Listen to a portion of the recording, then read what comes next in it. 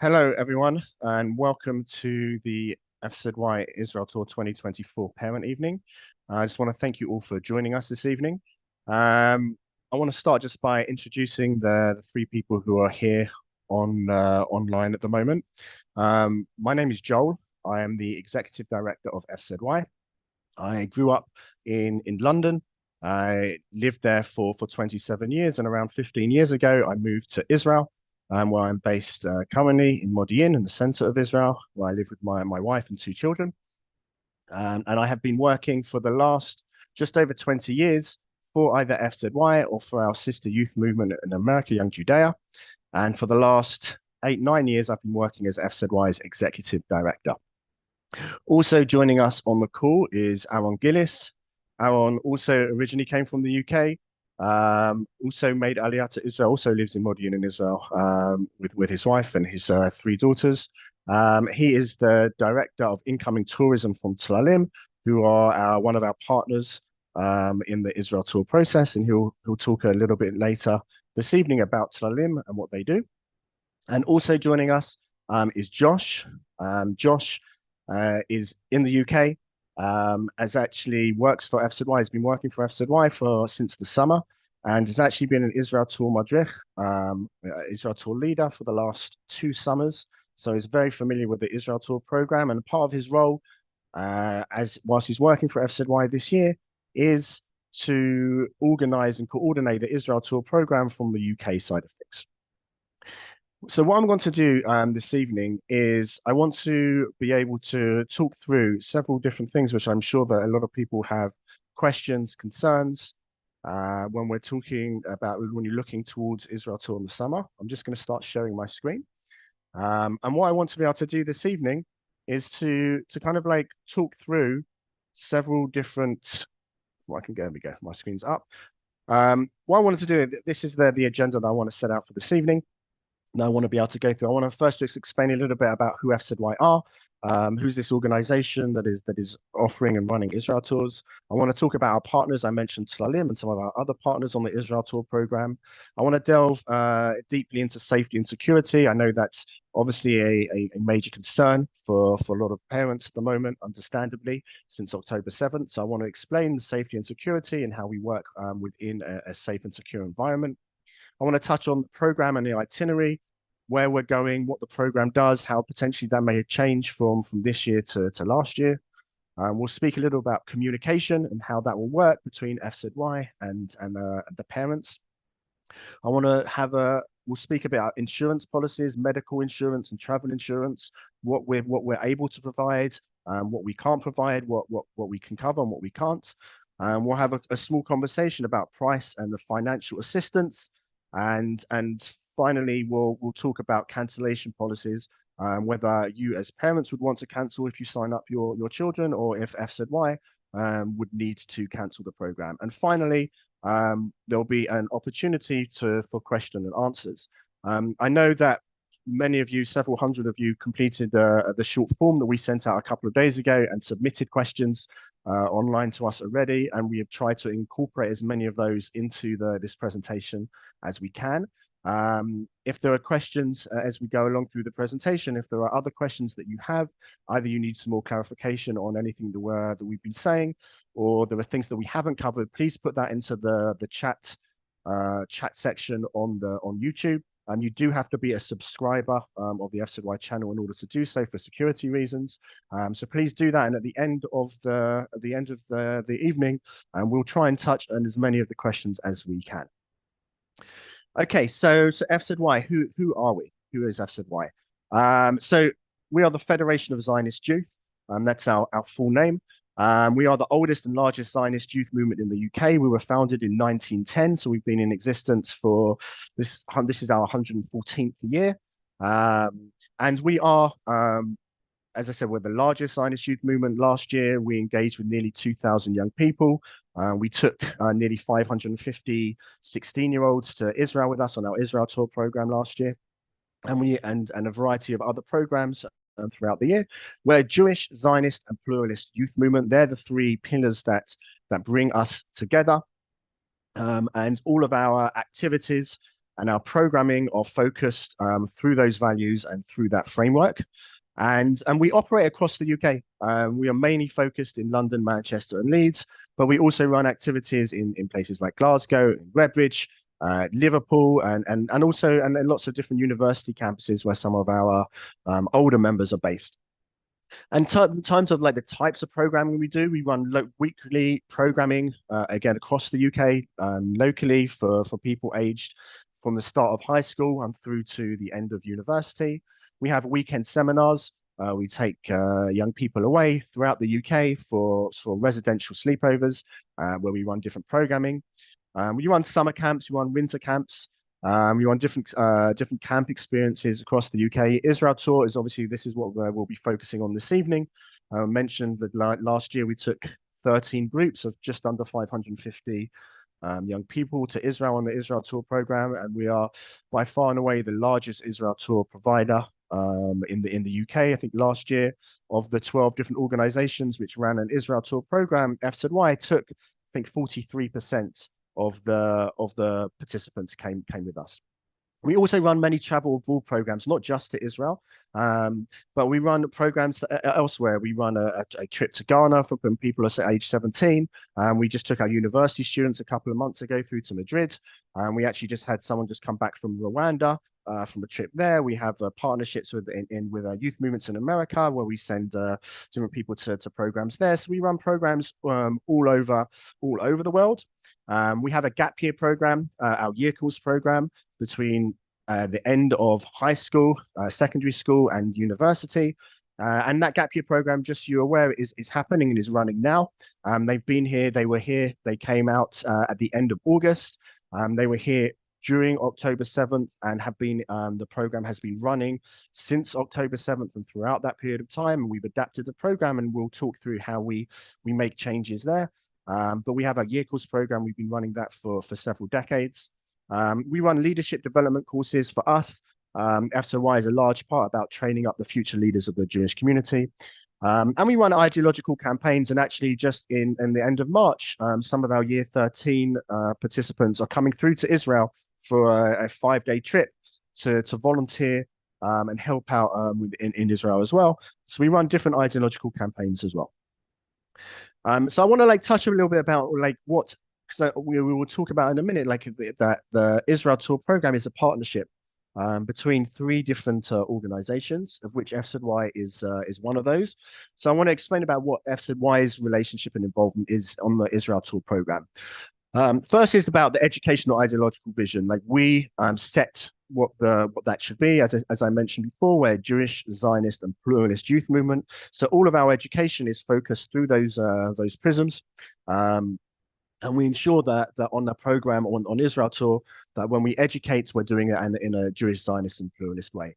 FZY is the main entity with which we'll communicate with the families, and we'll touch on the communication a little bit later in this presentation. We are involved in the Madrachim. Madrachim are leaders, their training and their recruitment. We recruit the British Madrachim who are with the group, and we're involved in the training for both the British leaders and the Israeli leaders. The application process, families will apply to FZY specifically, and we kind of lead that application process, and we'll be in contact with you throughout the months from the beginning of the application until the end of Israel Tour. FZY holds the travel insurance. We're the ones which take out the travel insurance policy, and which we'll touch on a little bit later. We also hold an ATOL license, which means that you have extra financial protection to your money. We are officially and legally the tour operator of the program. The contract that you will take out if you choose to come on the FZY Israel Tour program will be with FZY. And we also provide a journey. Like I mentioned on the last slide, FZY is not just an Israel Tour program, and we provide many other different opportunities for young people in the UK and elsewhere throughout our time. And we want to be able to provide a journey, whether Israel Tour is the first step on an FZY journey, or this is already your 5th, 6th, 7th time with FZY. We want to be able to ensure that the Israel Tour program is part of the journey.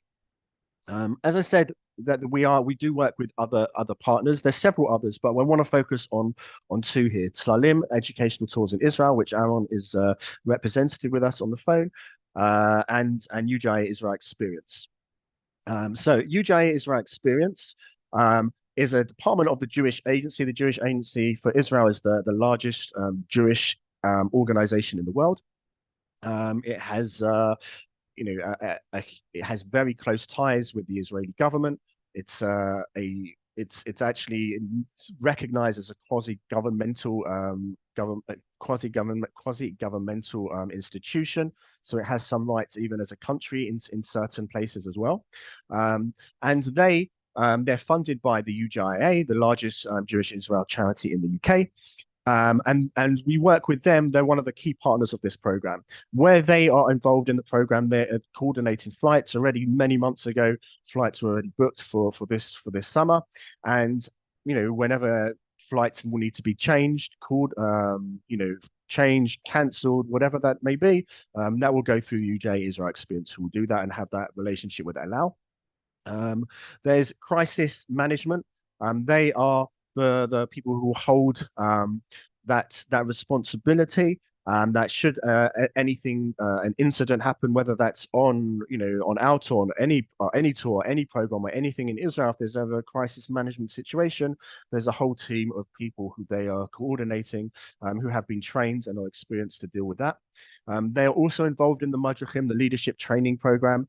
They run a seminar in Israel for our leaders, and they also run training, online training and training days in the UK as well for our British leaders as well. And they overall also are working together with the online application system and help set that up. I'm now going to pass over to Aaron, who will speak a little bit about Tlalim and a couple of other points. Thanks, Joel. Yes, so Joel introduced me personally, so I'll introduce the company. Tlalim, as a tour company, has existed since the early 1980s, providing trips from all over the world to Israel. Currently have clients from North America, all around Europe, Australia, South Africa. Last summer, close to 2,500 participants in Israel just during the month of July. And Tlalim takes care of, for FZY and also for all of our other clients, the land arrangements on the ground in Israel. So that includes the things that you see on this slide, the logistics. So obviously FZY provide the tone of what they want as part of the program, and then pass it over to Tlalim as a tour company to take care of the practicalities, the logistics on the ground, which include the accommodation bookings, which have, like Joel said, with El Al, with the flights that were booked many months ago. So to the accommodations for all the groups were booked many months ago. And then the other elements, food, security, medical insurance, we'll touch on in a bit more detail later on in the presentation. But we take care of all of those arrangements according to the requests that FZY pass on to us. And we're also involved partners in the training and recruitment. So Tlalim, as a tour provider, also takes care of the recruitment of the Israeli staff. So each group will have a tour guide and another Israeli staff member. And we recruit them, of course, in partnership with FZY, and we take care of the training and recruitment of those leaders together with FZY.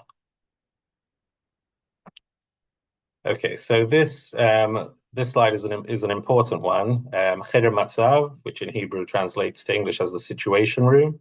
It's a concept that you'll hear a lot, and the reason why you'll hear it a lot is because of its importance in the running of the tours over the summer. Not just this summer, but every summer and every day, really. As Tlalim, as a tour provider, we work with the Cheder Matzav on a daily basis. We're a registered organization for Cheder Matzav, and they, as an organization, are connected to the IDF and the Israeli police force, as well as Magen David Adom, the Israeli ambulance forces. And they will receive updates several times daily from those organizations and pass it on to us. So they receive from Tlalim, they will receive the schedules of each and every group. So, for example, last summer, where there were 13 FZY tours, each tour has its own authorizations with Cheder Matzav, and each tour's staff is registered with Cheder Matzav to receive those updates directly. At no point do Tlalim or FZY make the security or safety decisions regarding the program. That's not our, we're all very experienced. I've been working this for almost 12 years, Joel, similarly. But we're a tour company. We deal with logistics, FZY are a youth movement. We leave it to Cheder Matzav as the professional organization to oversee the safety and security of the program, and we work according to their guidelines, and sometimes more so. We always err on the side of caution, so we will never do less than Cheder Matzav requires, but sometimes we will choose to go further.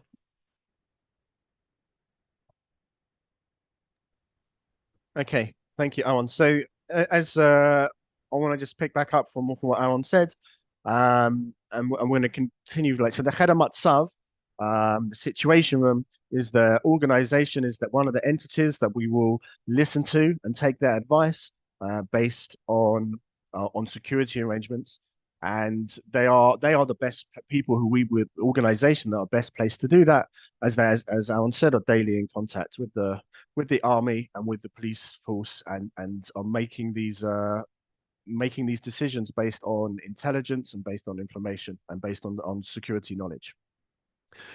I want to focus a little bit more though on safety and security. The key point that I want to be able to come across is the safety, security, and welfare of all the participants is our number one priority. If that is always, and we'll look at it in a little bit of how we build the programs and what goes into the programs, but safety is always the first thing. The most important thing is that we can have a safe program. If we don't believe that we can have a safe program, we will cancel the program. That is number one priority. There is never anything which will come above that. So how do we kind of ensure that? So one of the things is about the staff that we have with each group.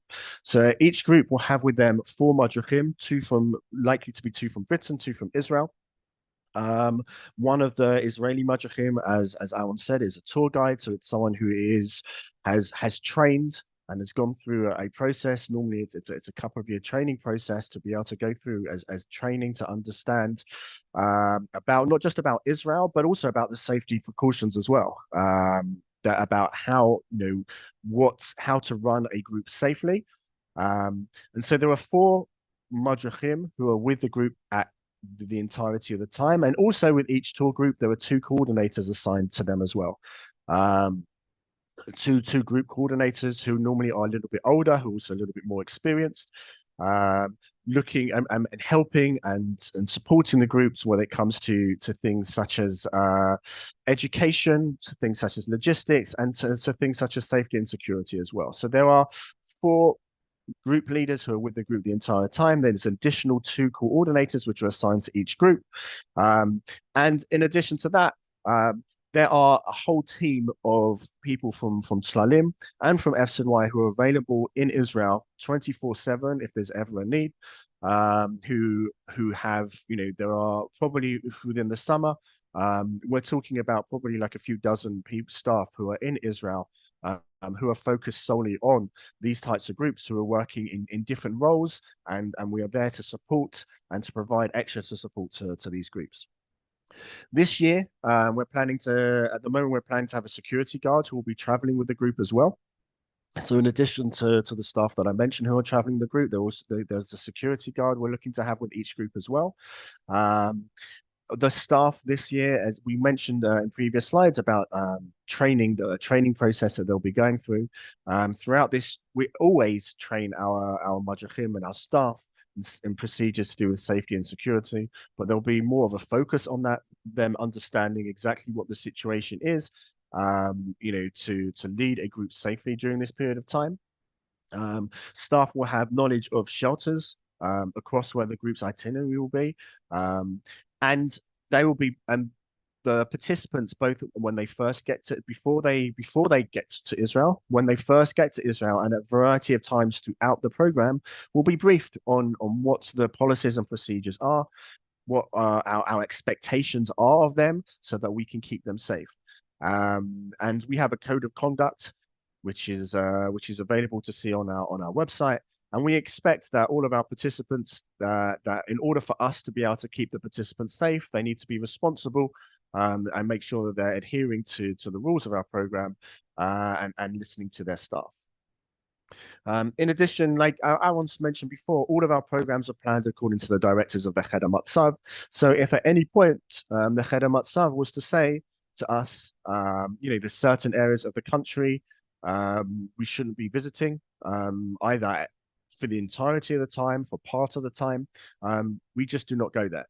We will remain inside green zones, and in the next slide, I will kind of explain a little bit and show a little bit what a green zone is.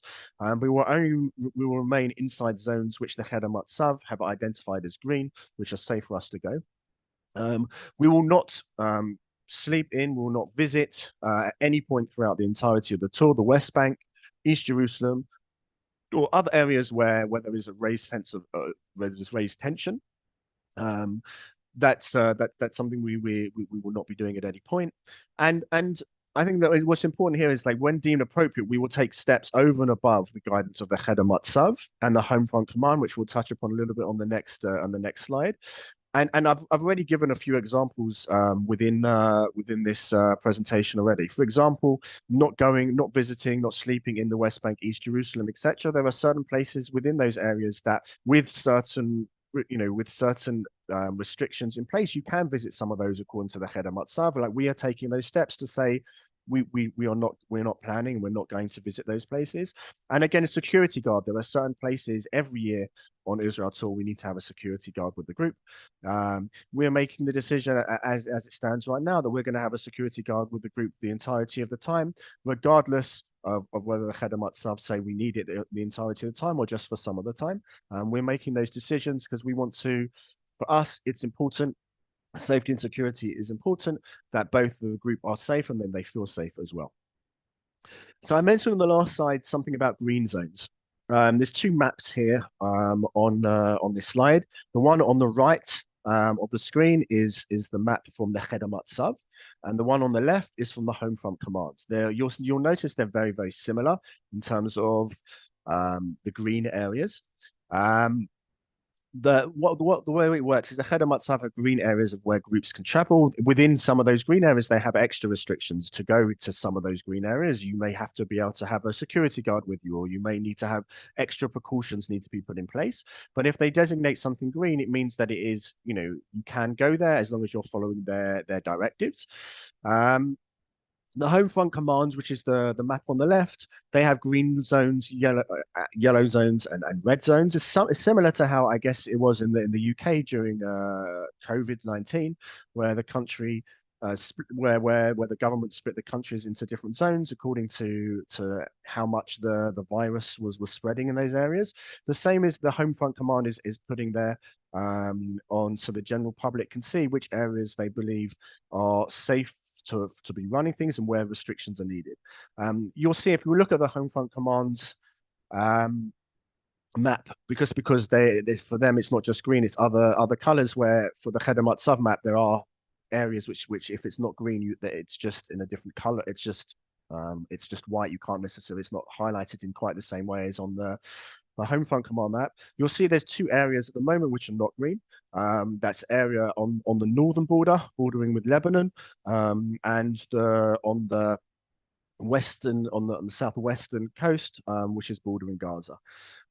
Both of those areas are the areas where, at the moment, is the vast majority of concern to Israeli public are in those areas. For the rest of the country, there's much less concern, which is there. And you can see at the bottom of the screen is what it means. Like, the Home Front Command speaks about like what that means. Like, they put certain restrictions, legal restrictions of what you can do in certain places. And if it's in a green area, gatherings can be held with up to 15,000 people. There's no restrictions on anything surrounding that. Up to 15,000 people can gather in those green areas. Workplaces, schools, universities, they can open with no restrictions whatsoever. Areas which are not green, like, there are more restrictions which are put in those areas, but where their areas we will not be going to. So I'm not going to specifically talk about what those restrictions are here. But you can see that according to both the Home Front Command and according to the Cheder Matzav, the vast majority of Israel is safe. And what I want to do now is kind of like touch a little bit about the current situation, um, and where Israel is today and where Israel has been over the last 4 months. Um, so this slide here is highlighting sirens, rockets that have come, rockets or drones which have come into Israel. And you can see that the bottom here, like every bar here represents a 2 week period. Today is actually exactly 4 months since October 7th, and it's actually just over 5 months until the start of the Israel tour program. And we can see like how the situation has changed over this period of time. In that first couple of weeks, the first month even, you can see there was a large number of rockets and sirens throughout the country. And as you can see, as time has gone by, the number of those have dramatically decreased. They're not at zero, and we'll see in a little bit that they're almost never at zero.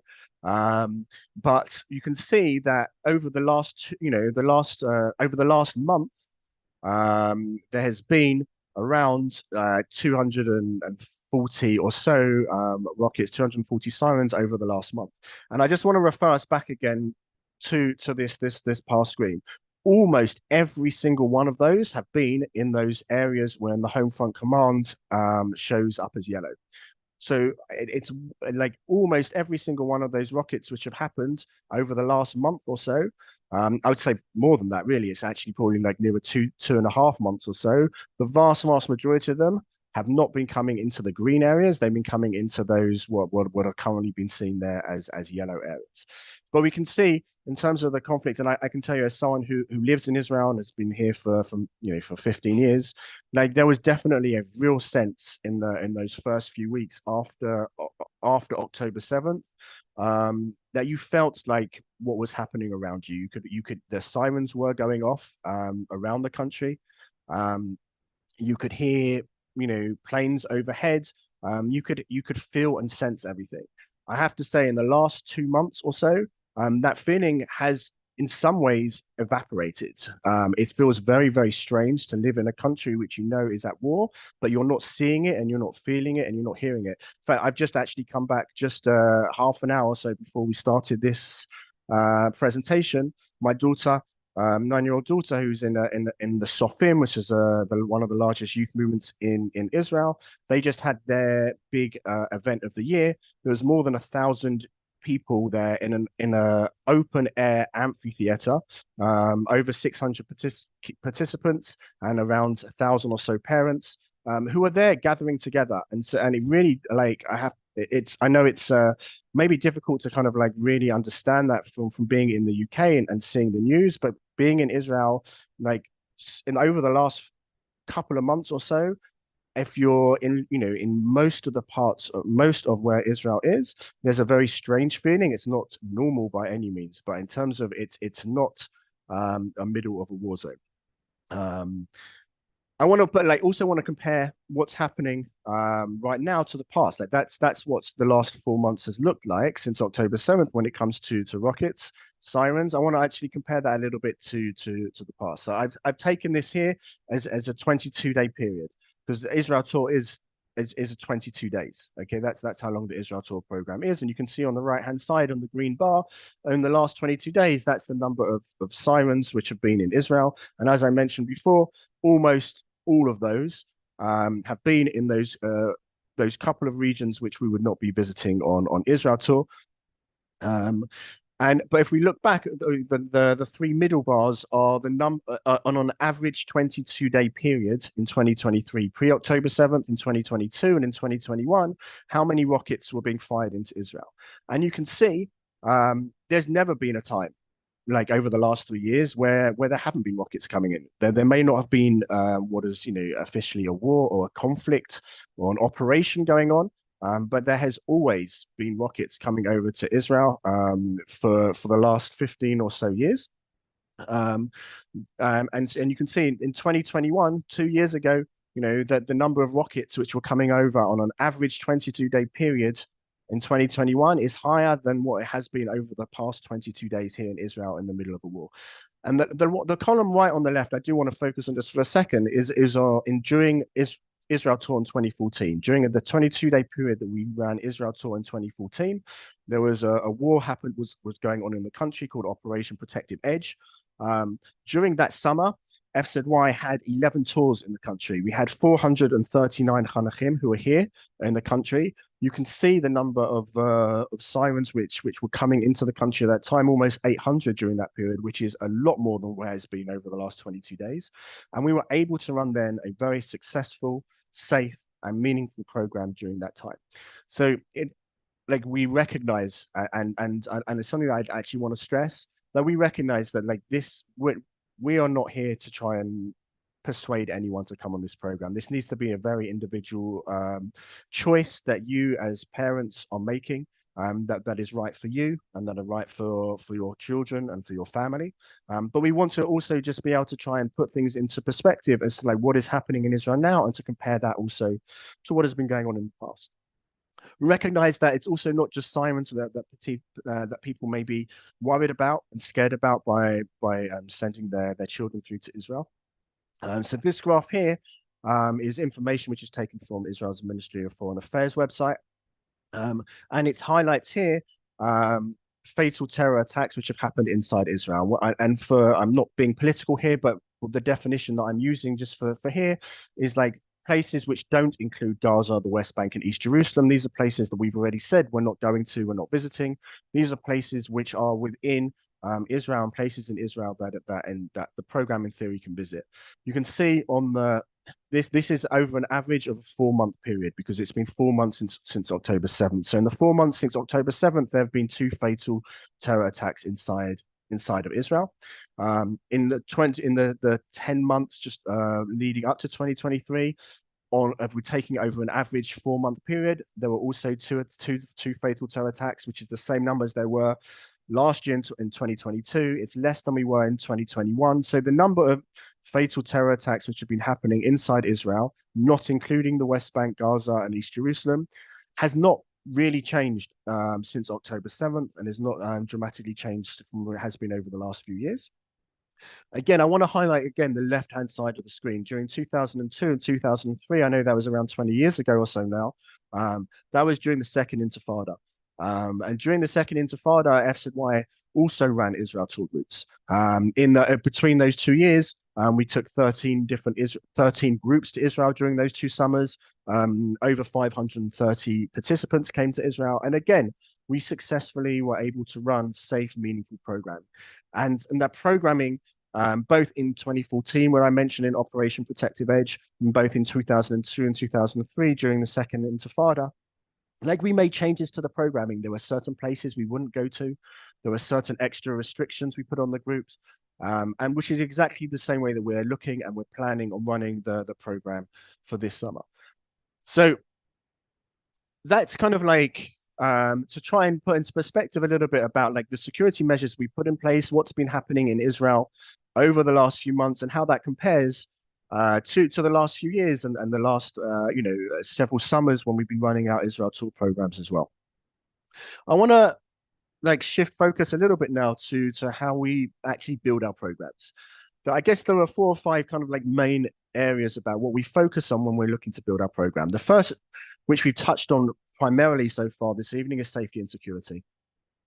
That is the core focus. If something is not safe to do, if we do not believe and we're not hearing from the Cheder Matzav that it is safe to go somewhere, run somewhere, we do not go there. Even if that means that we need to make changes last minute, that doesn't matter. We're used to doing that. We have done that, as you've seen, even in years when there are no wars. There are times when there are sirens, and there are times when there are terror attacks, and we will pivot, and we will make changes to accommodations, to schedules. Shalalim and Aaron and his team are very used to doing that, and are very adept to that. And so safety and security is the number one thing. That's how we build our core program. Second is welfare and communication. It's not just about being safe and secure. It's also about feeling safe and secure. For us, if participants don't feel safe, that's also an issue. Even if they may physically be safe, they also need to feel safe. And so we build our programs with that in mind. Like we mentioned before, some of the ways we do that is through, providing a security guard, even if we're not necessarily directed that we need to do that, or not going to certain areas in Israel, even if the Cheder Matzav does not, says that in theory there's no, those areas are safe for you to visit. But we also do that through other ways, through informal education for our staff, being open, being honest with the participants about where they're going, what the risks are, all of those things. Obviously, we were not taking them to anywhere where there is, any major risk, but anywhere you go, anywhere in the world, at any given moment of time, there's always risk. Whether you're crossing the road somewhere in London, or you're going to a campsite in Norfolk, wherever you are, whatever you're doing, there's always going to be some risks, and then we will provide the support and the infrastructure and speak through all of these things with the participants. So they not only are safe, but they feel safe. And we also ensure that we have a team of people. We have mental health professionals who are there on call and available to also help with that process as well. In terms of other places of how we build the program, the structure of program values of FZY, I mentioned before, our values of being a Jewish, Zionist, pluralist youth movement. When we look to the itinerary and the programming that we build, it's to ensure that we are giving those values and passing those values on to the participants. We have a core educational program. There are certain places that we feel are important for our participants to visit. So as long as it is safe and secure for them to do so, we will go to those places. And we'll touch on that a little bit more in the next couple of slides. And also, it's important for us that the participants understand what's happening in Israel today. We don't know what the situation is going to be like in 5 months from now. We've seen that, it's been 4 months since October 7th. There's another 5 months until Israel tour begins. So how and what will actually be happening in Israel? We hope that by that time, the war will be over, the hostages will have returned, and we'll be in a very different place to how we are today. And hopefully that is the case, and if that is the case, it will still have left an indelible mark on Israel and Israeli society, and we want to be able to make sure that the participants understand everything that has been going on over these last few months. So the next few slides, what I want to do is to touch on what is in a normal year our general program, and to kind of show how most of those things we are at the moment expecting can happen. But it's also important that we will be adding in things and we will remove things, and we will be removing things if we feel that they're not safe, and it's an area that we feel at that time when it comes to the summer, it's an area we feel is not safe to go to. But we'll also be adding things in based on what Israel is like in that time, in 5 months time, exploring different areas. So the center of the country, Jerusalem, Tel Aviv, Netanya. In Jerusalem, we'll visit the Kotel and the Kotel tunnels, the old city of Jerusalem, the Jewish quarter of the old city of Jerusalem, Yad Vashem, Har Herzl, Machane Yehuda, and we normally have a conflict seminar with Stan with us to understand what the situation is like. Just so everyone is aware, we mentioned before about I feel it's important for you to understand in terms of sirens, how many sirens there have been recently. In Jerusalem, there hasn't been a siren now for over 7 weeks. We hope that continues, but that certainly is the way that things are going, that there has been less and less sirens in these areas. In Tel Aviv, we'll visit places like Rabin Square or Rabin Center and the Perez Center for Peace. You'll probably have a volunteering opportunity in Save a Child's Heart, or maybe somewhere else volunteering, volunteering in Jerusalem instead. They'll normally visit Blind or Deaf Museum to understand those sectors in society. In Tel Aviv, in terms of how it has been recently, there's been one siren in just under 7 weeks. There's been one siren in Tel Aviv. Netanya is a place where a lot of our groups will be staying. Often when they're visiting the center, they're based in Netanya. We don't do a huge amount necessarily during daytimes in Netanya. There's a beach there, there's Netanya Square. There are certain things that often groups will spend a Shabbat there in Netanya because the accommodation there is normally quite suitable for that. And you should be aware that there hasn't been a siren in Netanya since the start of the war. Since October 7th, there hasn't been any sirens in Netanya. So in the center of the country, a lot of the programming is actually focused around history, culture, museums, city tours, those types of things. And we hope, and if the tour program was to be running today, we would be very comfortable being able to offer all of those things and to do all of those things. In the north of the country, there are some things in the north, as you would have seen from that map that we saw before. There's certain areas in the north which are not accessible for us at the moment, and we will not be visiting. So we're not talking about those areas in the north. I'm talking about south of that area, but in the north of Israel. Um, we're then in the Kinneret, the lake, the Sea of Galilee.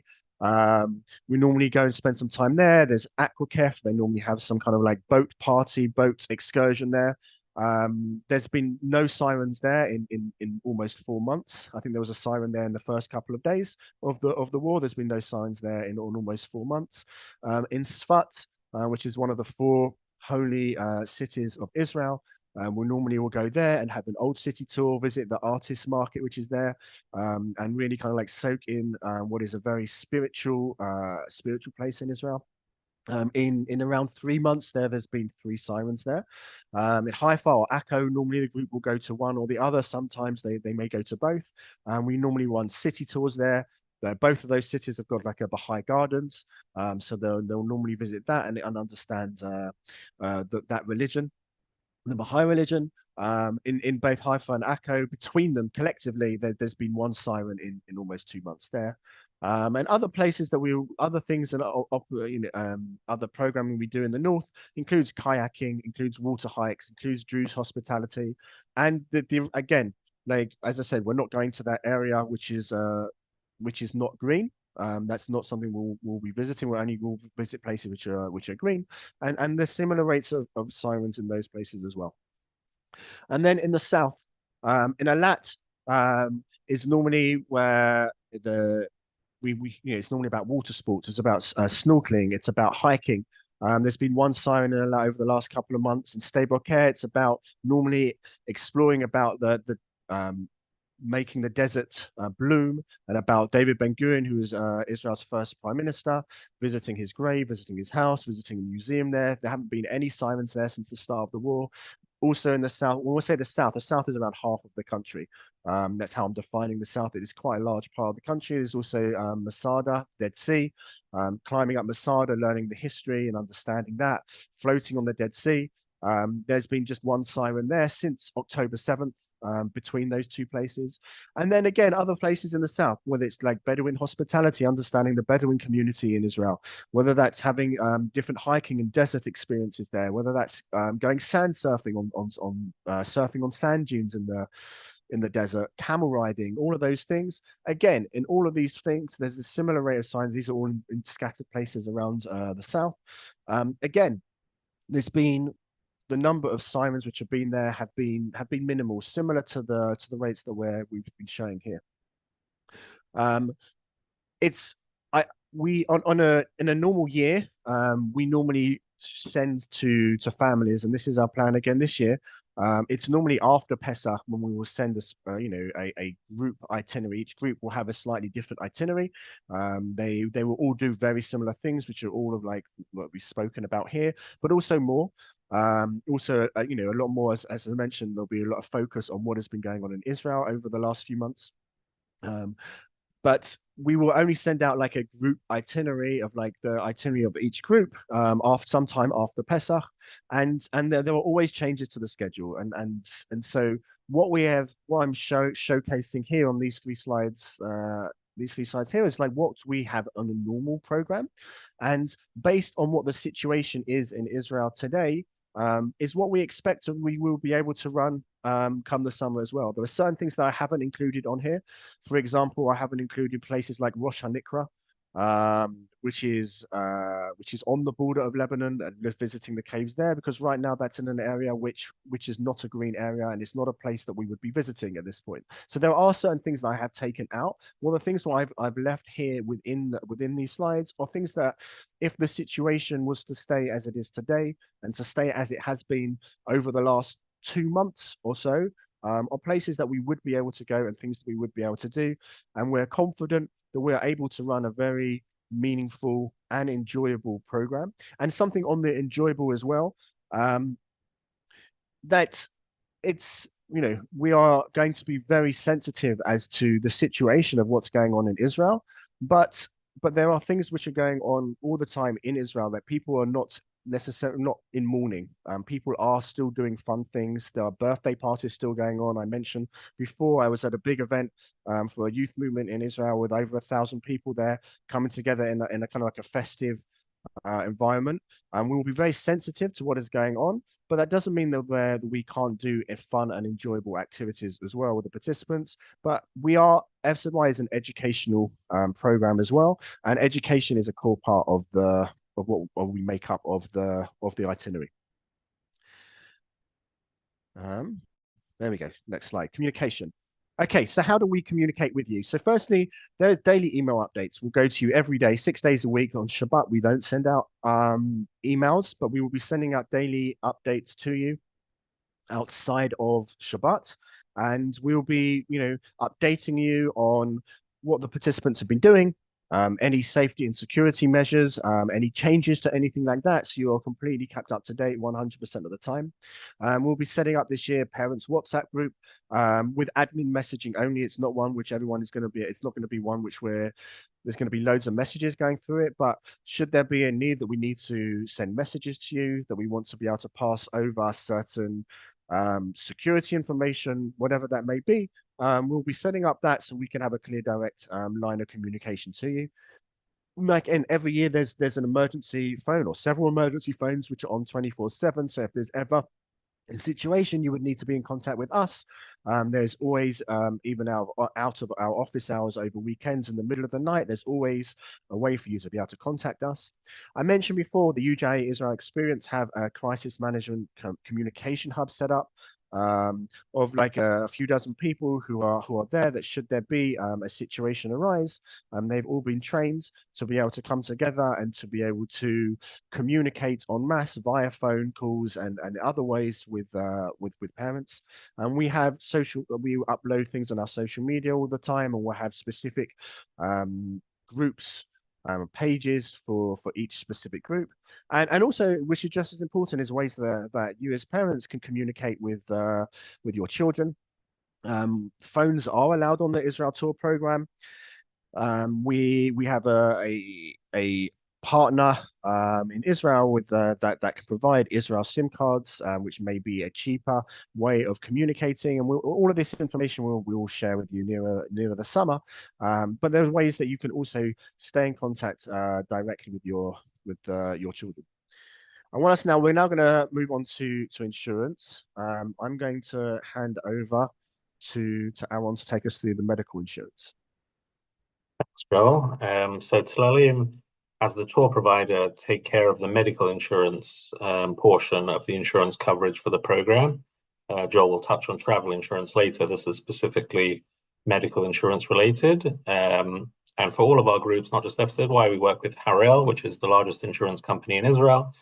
We've been working with them for decades, very successfully. They provide a very comprehensive private insurance coverage for tourists in Israel, and they have been doing so for the past several months as well. So we've had groups on the ground, from a couple of weeks after the 7th of October, all sorts of solidarity delegations, volunteering trips, and Harel have been able to provide comprehensive medical insurance coverage for all those groups, and they will do so for the groups in the summer as well. The policy provides a comprehensive medical package. So what that means is also pre-existing conditions. So for the FZY tour groups, not all of our groups have this, but FZY have decided to take out the package which covers also pre-existing conditions. So that means any pre-existing conditions which have been stable for the past 6 months. And to understand it in more detail, the policy is available to look at. Those would also be covered on the ground in Israel, and it's a very comprehensive policy which covers the length and breadth of Israel. Doctors who will come and see the group, they'll drive to come and see the group. Virtual options for more immediate care. A very comprehensive policy which has worked very well in the past. There are some exclusions to that policy. So treatment as a result of alcohol, drug, or self-inflicted injuries are not covered by that insurance. Pregnancy is not covered. Dental and mental health treatment are also not covered apart from emergency treatment. And injuries relating to war or terrorism directly related. So if someone was, God forbid, injured as a result of the war, these would be covered by the Israeli national insurance, which is a comprehensive coverage as well, but it's not directly through the Harel medical insurance. So those are the exceptions. Everything else is a very comprehensive coverage. And as I said, it says here a link to the policy is available on the FZY website. Thanks, Aaron. And yeah, just as like the piece, I just want to clarify about the injuries relating to war and terrorism. That's a law which is there in Israel. So like by law, everyone in Israel has to belong to an insurance company, which I do. And if myself as a citizen in Israel was to be injured, it's according to in an incident to do with war or terrorism, my insurance company also wouldn't be the ones who would be picking up the bill for that and covering that. That's the state of Israel. That's a law in Israel. So it's not specific to this travel medical insurance policy that I will mention. It's a law in Israel which relates to all citizens and all tourists and anyone who is in Israel at that time. So travel insurance policy. I want to touch on that. And we're taking out a cover with the same policy that we've been using over the last few years. And this policy covers participants during times of war, and even if the FCDO's guidance would advise not to travel or to travel, advising against travel or against all but forgotten the word, my mind's just gone blank. But like the policy is in cover throughout that. However, the policy doesn't cover claims which are brought about by the result of war, and I'm going to touch upon that in a couple of slides time of like how we deal with that. But what the policy does cover, it covers for lost, delayed, or damaged luggage. So should on the flight someone's suitcase not come through at the other end, that's covered within our policy. It covers cancellation or curtailment on a number of different scenarios. So in like in any year, if someone was to fall over and hurt themselves in the days before Israel tour and are no longer able to come, or there's a family bereavement or something along those lines, the policy covers that, cover your cancellation, your money, we should be protected in those situations. The only thing which it doesn't, as I said, it doesn't cover or covers brought about by as a direct result of war, and we're going to talk about in a couple of slides time how we are protecting you in those incidents.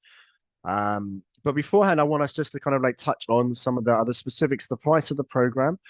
So the price of the program is £4,489. It's inclusive.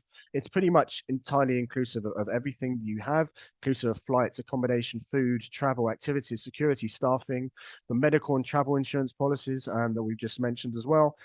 It's fully inclusive. The only money that it's not inclusive of is spending money for participants who want to bring a little bit of money to buy an ice cream, to buy gifts for their family. And there's also a refundable damage deposit that we'll be collecting nearer the summer as well, in case whilst the participants are in Israel, they damage any of the hotels that they're staying in or any things like that. That we have the ability to pay for that, but that's refundable straight after the summer, assuming no damage has been done. There's a £500 deposit is required on booking, and I'm going to speak about that again in another couple of slides. And balance of payment is required by the 1st of May. That's in terms of the price. And I want to also touch on about financial assistance. That financial assistance like financial circumstances should not be a barrier for participating on the Israel tour. Um, we know that the program is an expensive program. We also know that what we're providing is a very, a life-changing, really meaningful, powerful experience. And we don't want anyone to miss out on that because of financial reasons.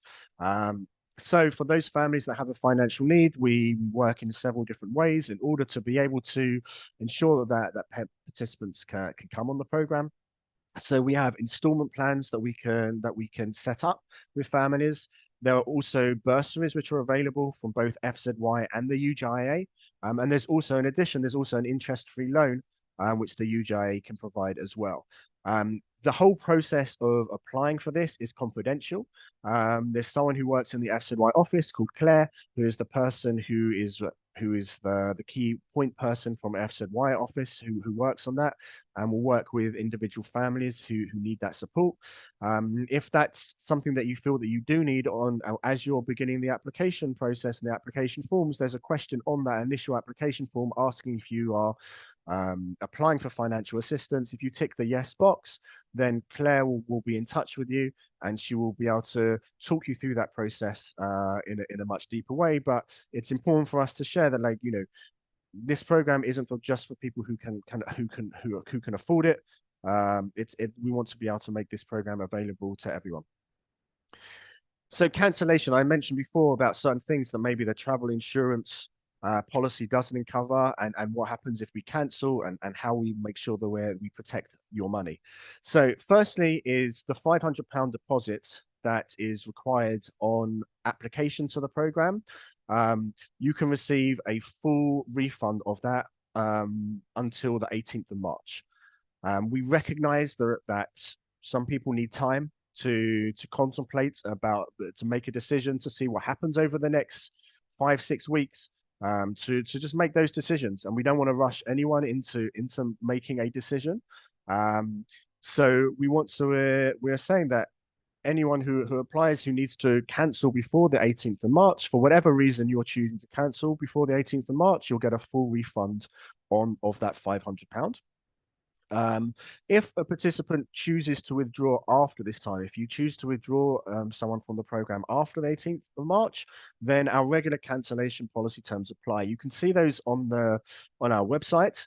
But basically, after the 18th of March, the deposit is then non-refundable. And then the closer you get to the summer, there's a staggered amount of money that will be, and we will be able to refund for you. This is if you are choosing to cancel. This is not if FZY cancels the program. So I'm going to talk about that now.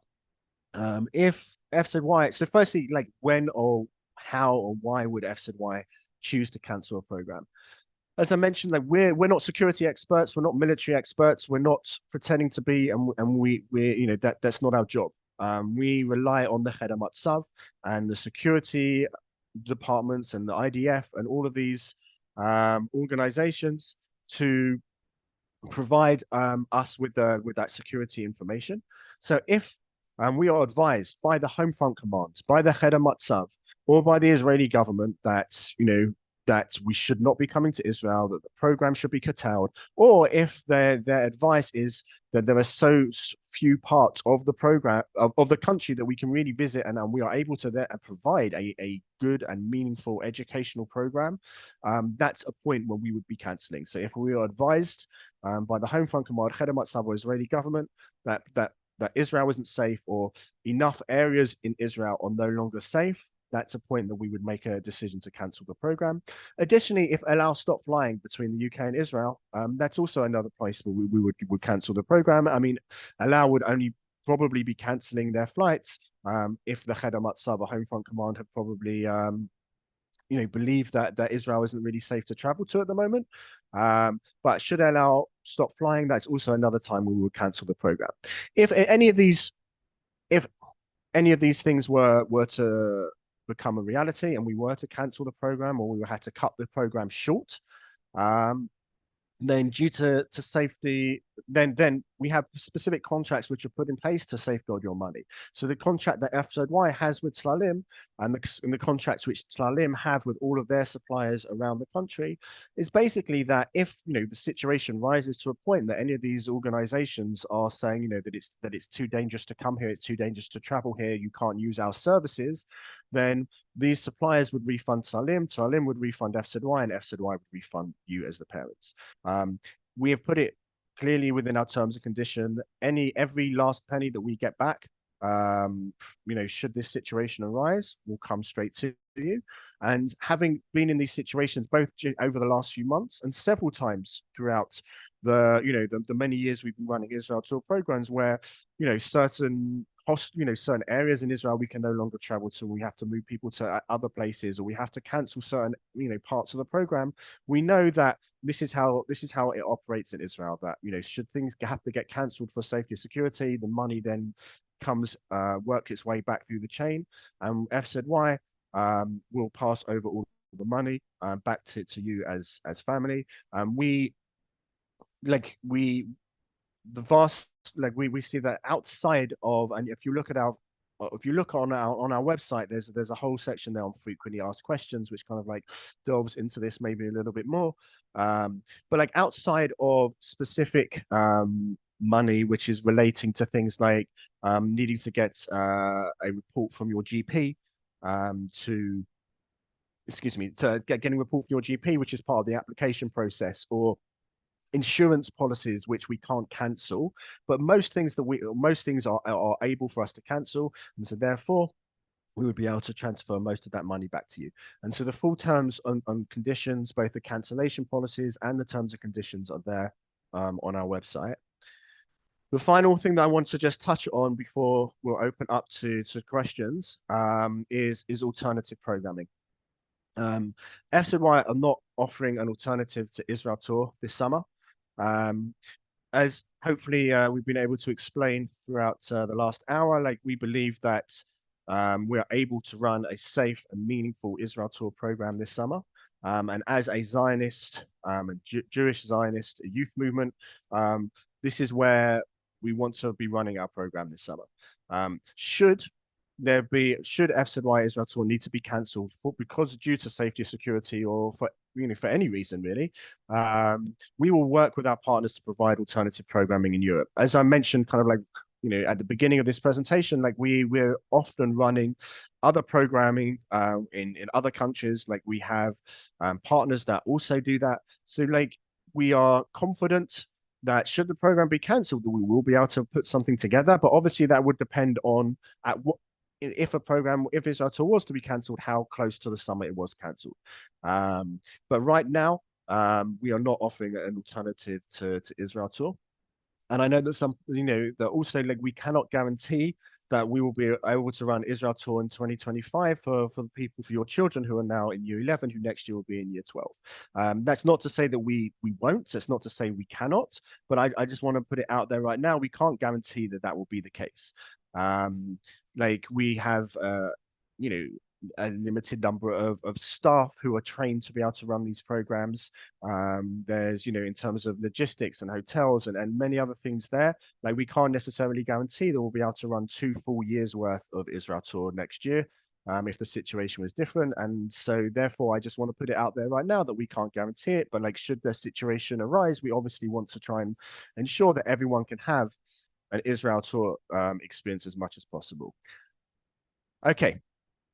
We're now home to questions. So I'm going to stop sharing my screen, and I'm going to actually turn over to Josh, who I know has been keeping an eye on the chat forum for him to bring some questions to us.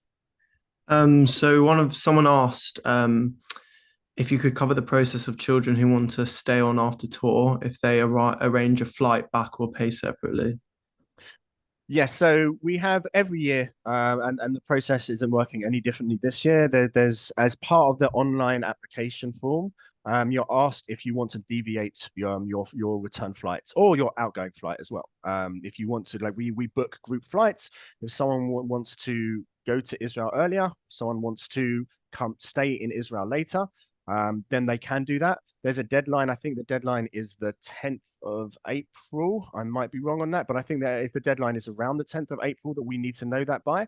But it's as part of the online application process, you tick that box of like, yes, you want to deviate. As long as we get that information by that date, and it will be within the that information which is provided on the online application system, the exact date, then we will make that changes. We'll make those changes for you. If you are unable to tell us by that date and you want to make those changes, then you will need to then do that yourself by paying for an additional flight.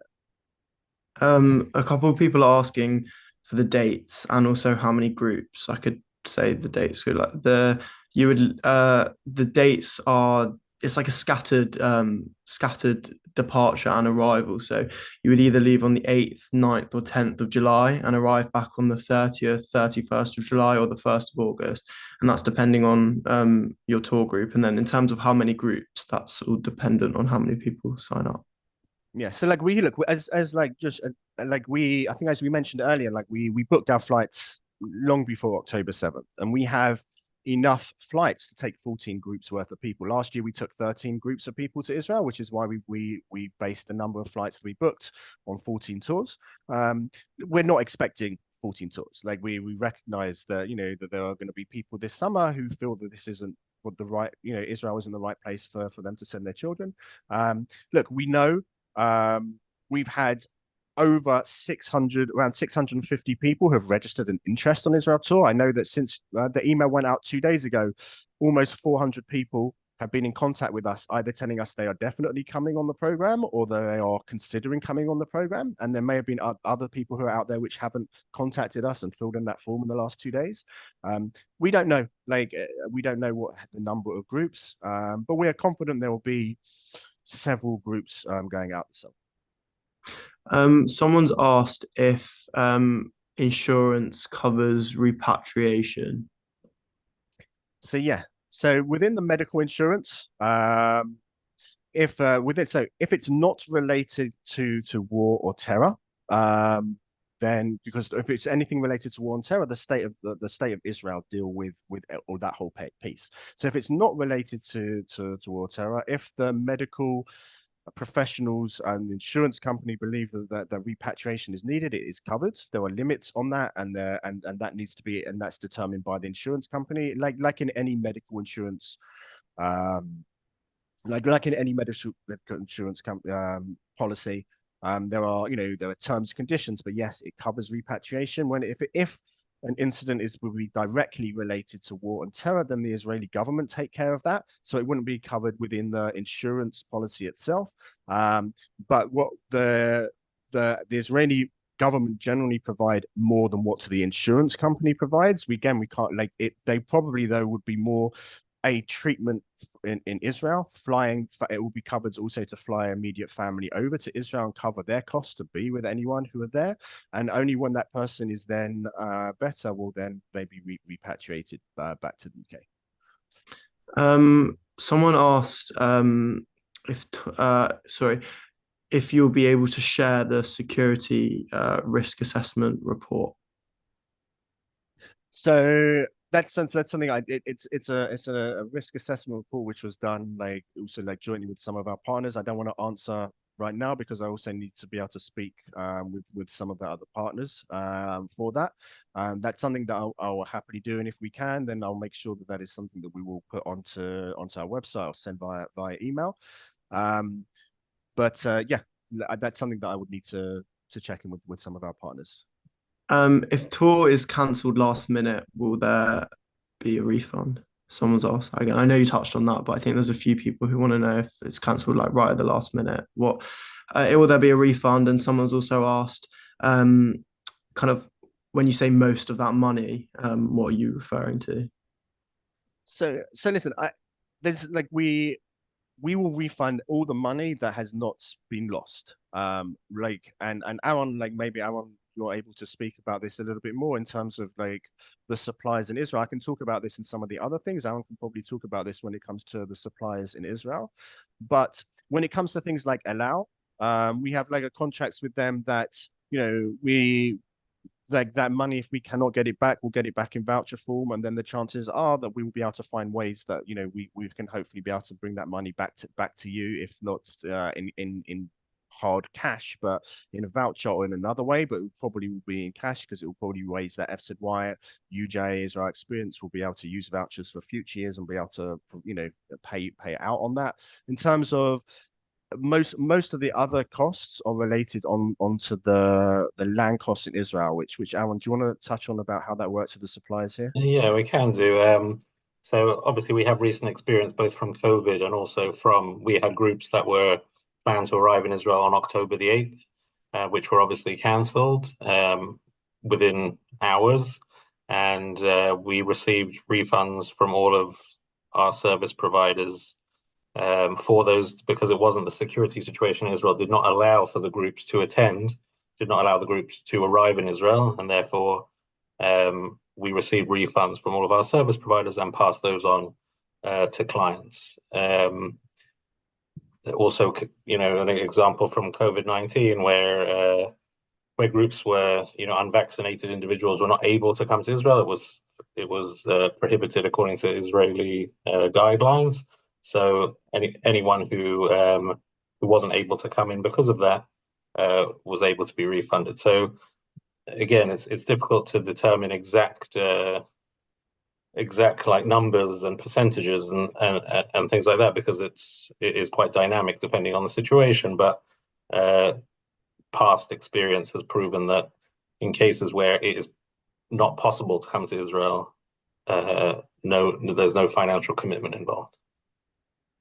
And just to add to that, and like it's then within our terms and conditions. Like, we want to make that as a contract with you as well. Like, every penny that we will get back from every penny that Salim gets back from their suppliers passed to us, and every penny that we get back from Salim we pass on to you. There's no, it's as Aaron says, it is dynamic, but the experience says, and the contracts that we have put in place between different partners and between suppliers, is that should that eventuality happens, we would expect that the vast majority of that money would find itself on the way back to you. Obviously, if the program was curtailed in the middle, this was like in the middle of the program, the rest of the program, like we were 2 weeks into the program, then obviously you wouldn't get a refund for all the 3 weeks. We would have used 2 weeks worth of programming, so it would be pro rata to what refunds we're able to get.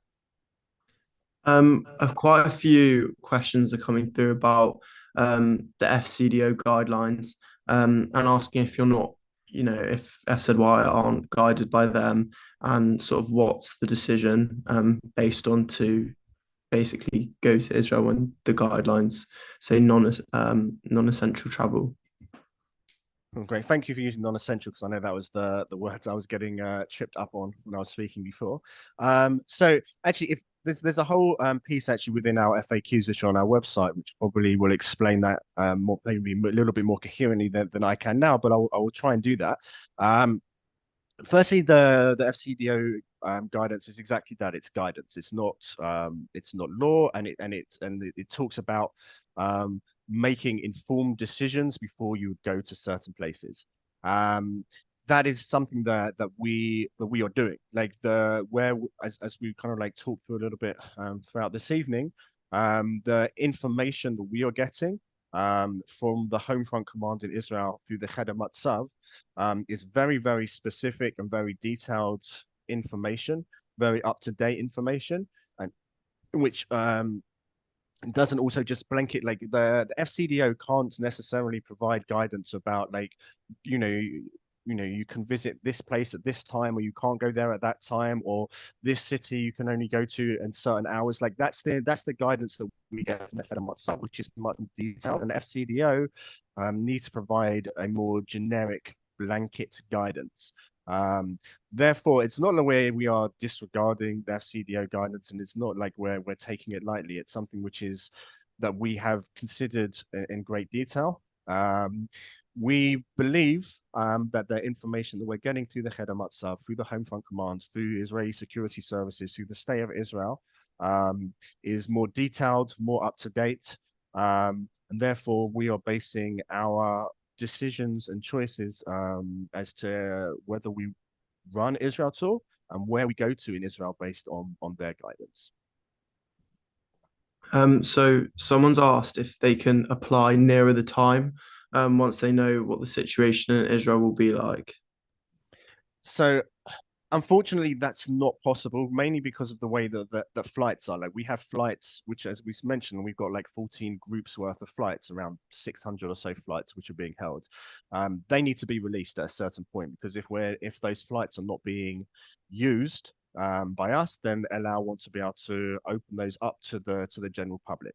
So we have tried to extend that period as long as we possibly can, which is kind of like why we're saying the 18th of March. Before, until then, there is no, we can refund fully, but after that point, that's when certain commitments need to be made with Allow, so that they can then release however many flights that are available then. Like,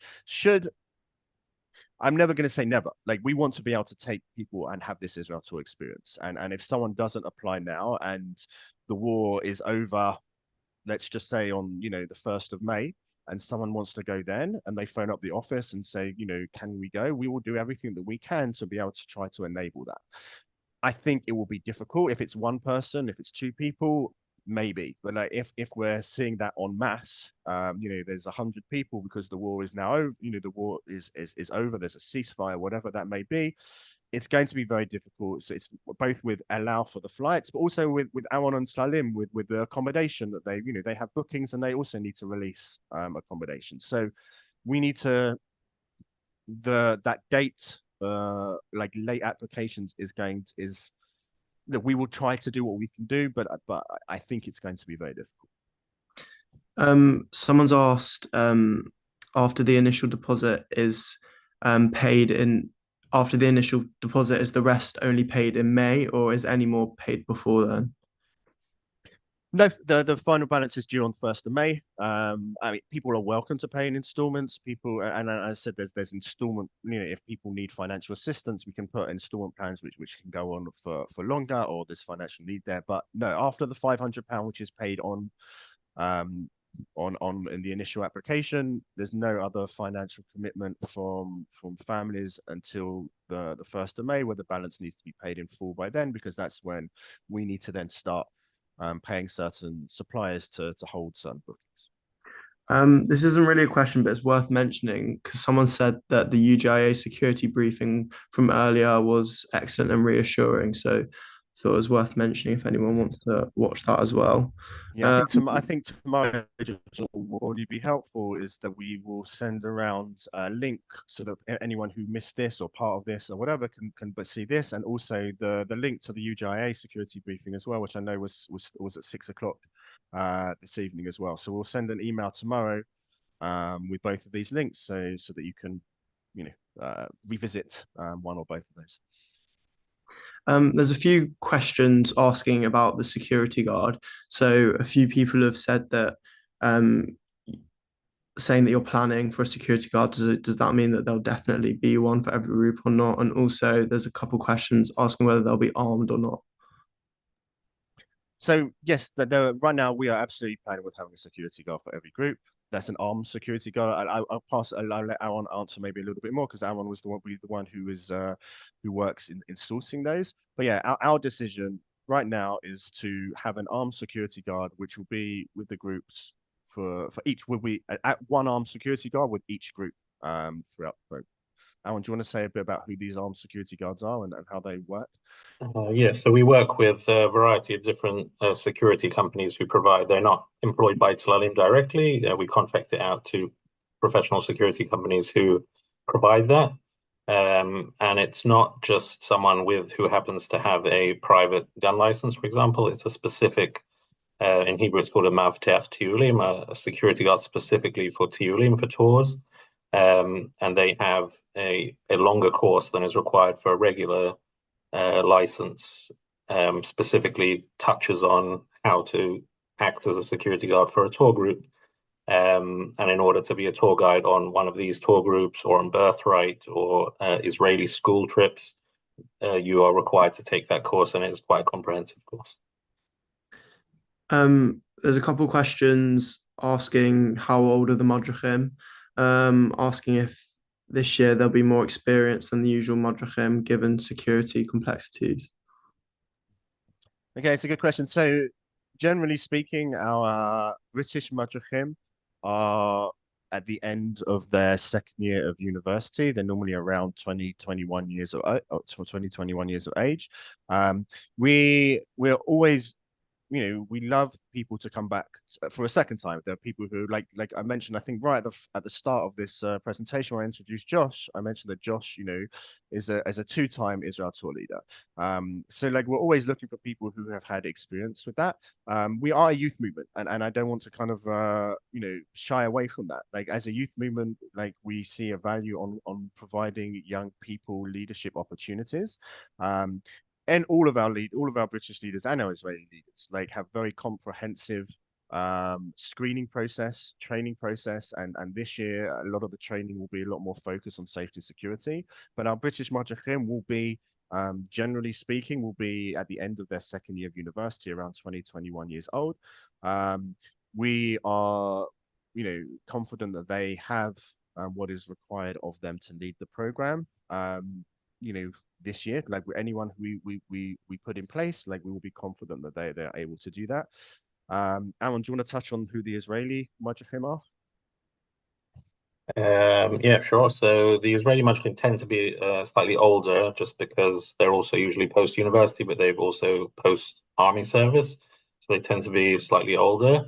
And also the tour guides that's their profession. It's not, obviously the youth aspect. We don't have, tour guides, we're not ageist, but we don't have generally much older tour guides because we want people who are able to connect to the participants.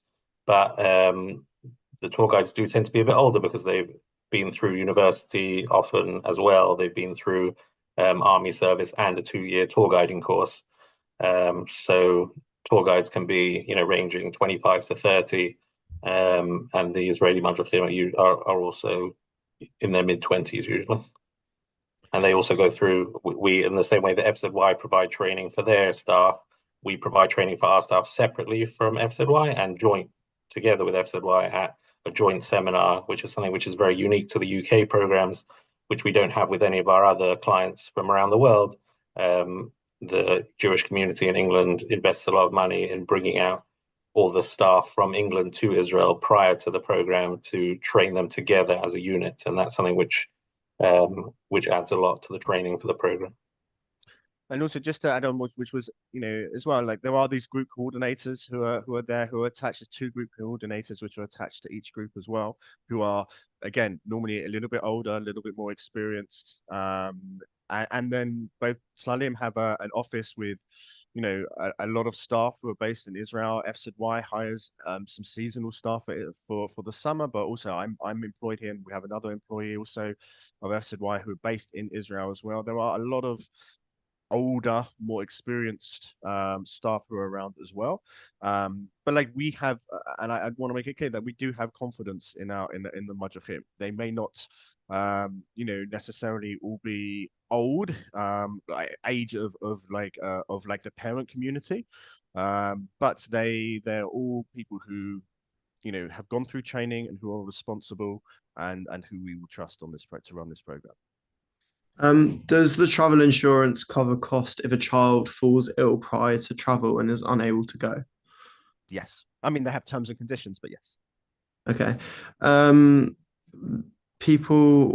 Another question that's been asked is how a few people have asked for clarification on what the Cheder Matzav actually is.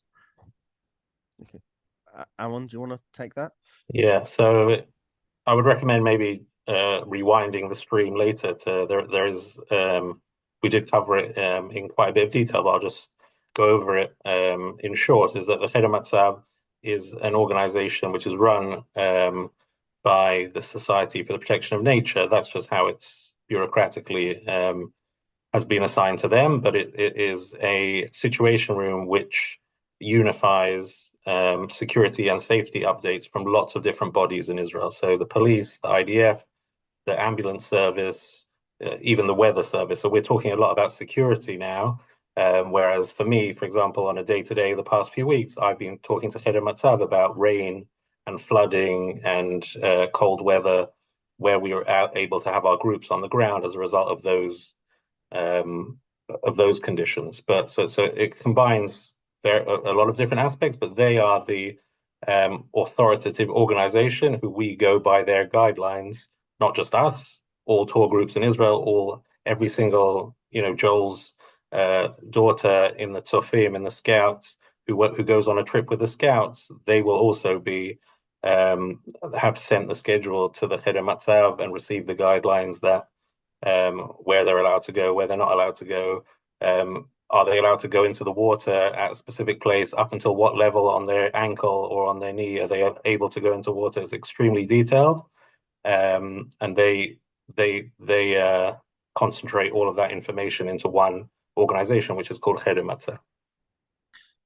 So someone's asked for undertakings on the itinerary, security, and refund process, but I would just advise them to probably rewind afterwards because that was covered in quite a bit of detail. But then they went on to ask how the green map that you showed included areas you said that we wouldn't visit, like the West Bank and East Jerusalem. So if you just want to clarify that. Yeah, so as I said, like we take our advice from the Cheder Matzav. The Cheder Matzav say you can't visit somewhere, we will not visit that. We will not visit there. However, we will also take additional precautions. Like we mentioned, like a security guard. Right now, you don't need a security guard to go everywhere in Israel. There are certain places in Israel you need a security guard, but we're making a decision for so we can have extra precautions, extra safety measures in place, and also so that participants and families can feel more safe as well. That we made that decision that we will have a security guard, which is over and above what the Cheder Matzav said. And the same when it comes to certain areas in Israel that we'll travel. We will not go anywhere which isn't a green area, but there are certain green areas we won't go to. And by the way, this is the same every year. Like we don't travel to the West Bank and we don't travel to East Jerusalem, and Gaza anyways is off limits, but like we never go to those places in a normal year, and we certainly won't go to them this year. So even if the Cheder Matzav will say a certain place is safe to visit, that doesn't mean we will necessarily go there. We'll have our own decision making over and above that. But if the Cheder Matzav says something cannot be there, like there is no question, we do not go there. Someone's asked how you deal with children regarding like ADHD and like certain health needs, potentially like anorexia or ASD, certain conditions like that. Yeah, it's a great question. So, like, as part of the online application form, there's two sections, there's two forms of the online application form. There's an initial application form, which asks just for basic contact details, shows you the terms and conditions, asks if you're applying for financial assistance. It's a fairly short form, which should only take 3 to 5 minutes really to complete. The second application form, which you will receive shortly after completing the first one, is a lot more detailed. There we ask for medical information, for mental health information about family, like all of the types of things that we would need in order to be able to best look after the young people who are coming on our program. We process those forms. We work with a clinical psychologist who has been a clinical psychologist for around 15, 20 years, I think, who also, when she was younger, was both a participant on an Israel Tour program, was both a leader on an Israel Tour program as well. So not only is she a clinical psychologist who understands the needs of the young people based on the application form, but also understands the program well, and so understands kind of like what is possible, what isn't possible, all of those types of things. So we work very closely with this clinical psychologist. We will build individual care plans for anyone who needs that. We will have individual meetings with young people and their parents for those that require that. And we build like an individual tailored a setup for everyone coming on our program, and that's a process that will start from application until obviously the participants go on the program and return.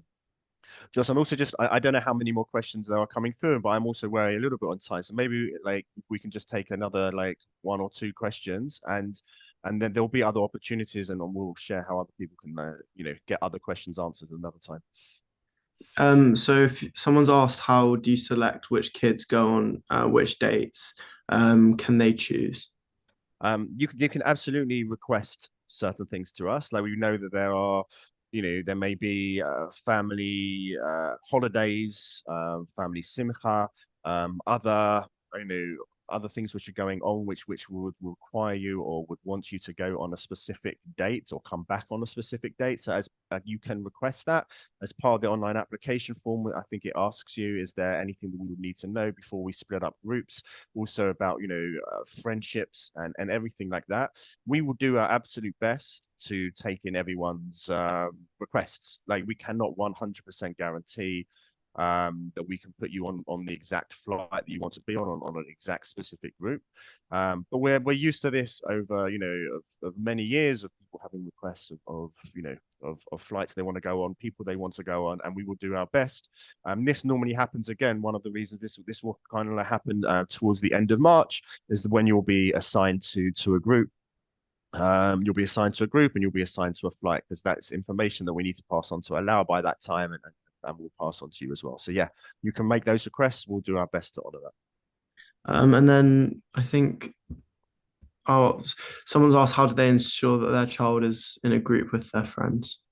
So that's one of the questions which are on the second application form online. We'll ask you to list up to 3 different friends that you may want to be with. You don't have to request 3. You can choose to request less. We guarantee that we'll put you with at least one person, one friend.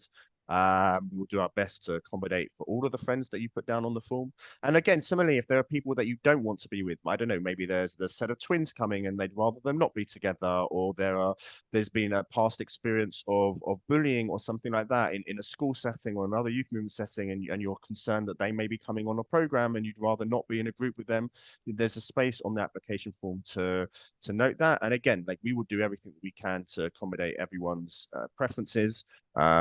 And we will, we'll do that to the best of our ability.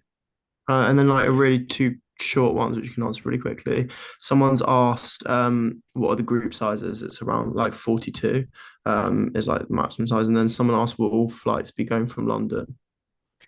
So group sizes, a lot of that will also depend on exactly the number of people who apply. Like, Josh, you're right, 42 is the absolute maximum number of participants we'll have in any one group, but that could be less.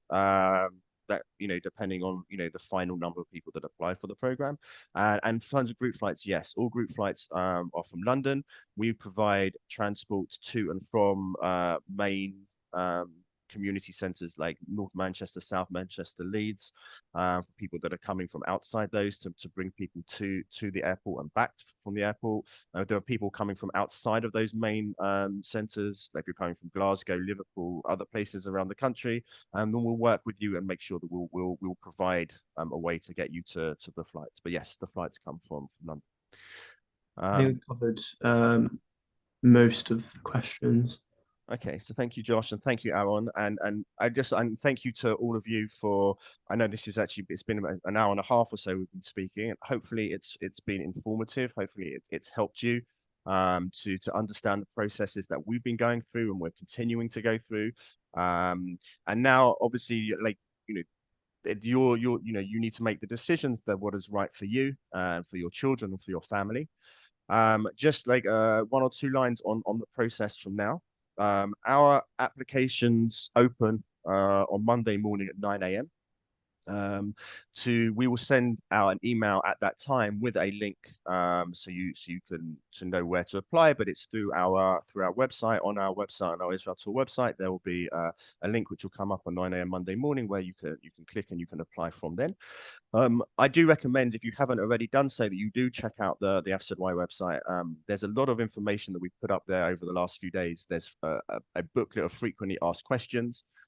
There's our terms and conditions, our cancellation policy, the travel insurance policy, the wording of the travel insurance policy and medical insurance policy.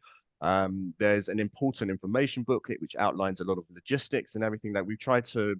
We're being as transparent, and we want to be able to provide you with as much information as possible so you can make informed decisions. If between now and Monday, or between now and whenever really you have any questions, the things that you weren't answered today, wasn't answered in the information which is on the website, then please do call the FZY office. Our phone number is 0208 201 661. You can also email Josh to josh@fzy.org.uk. And there's other contact information on our website as well. And we're happy to speak with you, to provide you with as much information that you need as possible. This is we know that and every year, and especially this year, this is a partnership that we're entering into with you as families, and we want to be a part of this journey together. So thank you very much for joining us this evening. We will send out an email tomorrow with a link to rewatch this back, and the link to the UJA parent webinar as well. And we hope that we'll be in contact with you and spend the summer with your children this summer. Thank you.